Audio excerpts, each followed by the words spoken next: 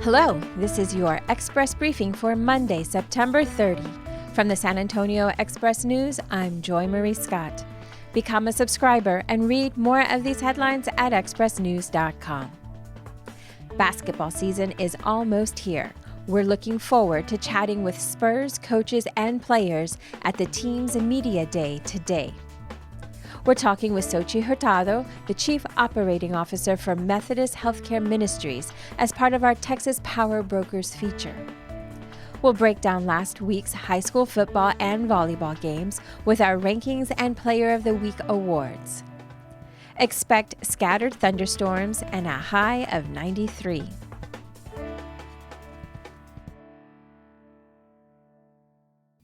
Can a political newcomer keep Will Hurd's district red? Tony Gonzalez says he's up for the challenge of keeping a sprawling Texas congressional district for Republicans. Gonzalez spent last week in Washington meeting with members of Congress, PACs, and think tanks about his campaign in the 23rd Congressional District, currently held by Representative Will Hurd.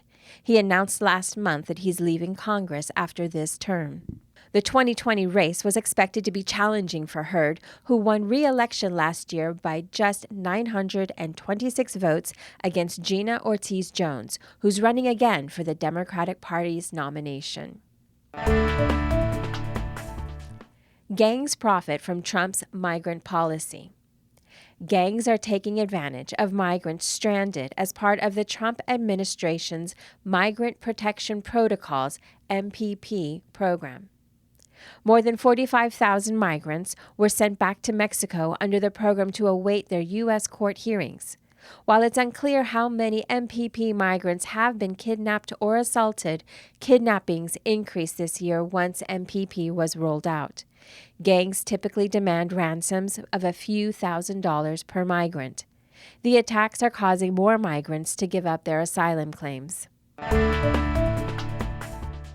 Controversial constable addresses comment about sheriff run. Precinct 2 Constable Michelle Barrientos Vela is pushing back against the notion her comment about running for sheriff was a, quote, formal political declaration.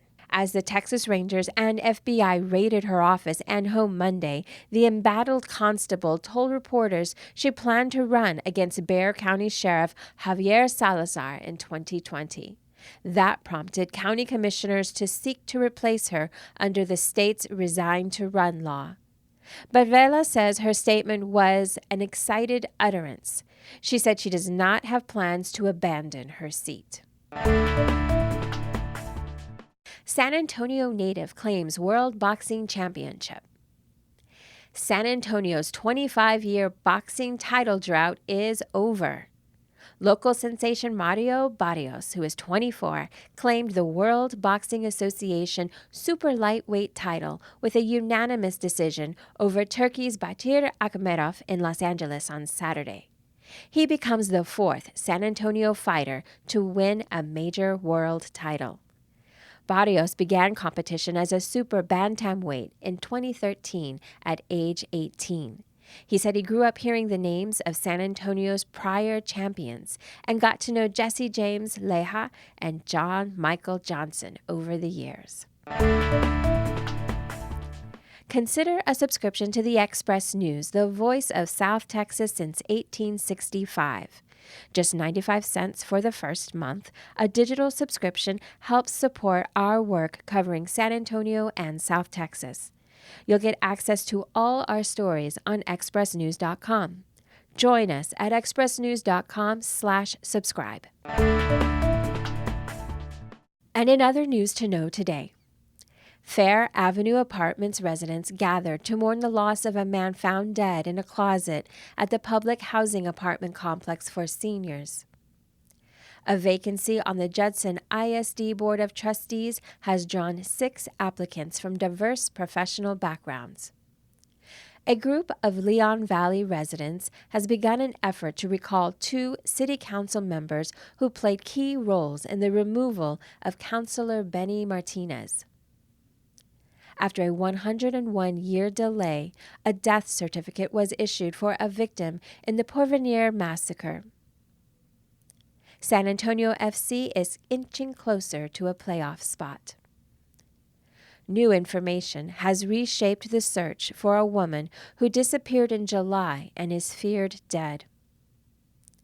San Antonio International Airport jumped ahead in customer satisfaction rankings. Rice University issued an apology after an anonymous op-ed about a sexual assault published in the student newspaper sparked controversy across campus. Spurs rookie Keldon Johnson views DeJounte Murray and Derek White, two other late first-round picks, as role models. Visit expressnews.com for the full story on all of these headlines and more. And now the fun stuff. We may have found San Antonio's best cheeseburger. The Cheddar Cheesy at Chris Madrid's has the perfect balance of cheese, meat, bun, and fixing, and helps the burger joint notch one of our top ratings in the 52 Weeks of Burger series. Iconic restaurant Earl Abel's has been sold. The 86-year-old eatery at 1639 Broadway will close today for about a month. The plan is to reopen about November 1st after a modest remodeling and changes to the menu. And we have a truly amazing story from our Sunday feature. Mike Rodriguez found a faded photo album in a bin at a San Antonio flea market. The album named a woman from the 1800s. He paid $8 for the album and spent the next 14 months on a mission to find the descendants of the people pictured within. Now, a family in Minnesota is filling in their family tree. And that's your Express Briefing for Monday, September 30th. Get San Antonio's top news headlines daily. Subscribe on Spotify, Apple, or wherever you get your podcasts. For the San Antonio Express News, I'm Joy Marie Scott.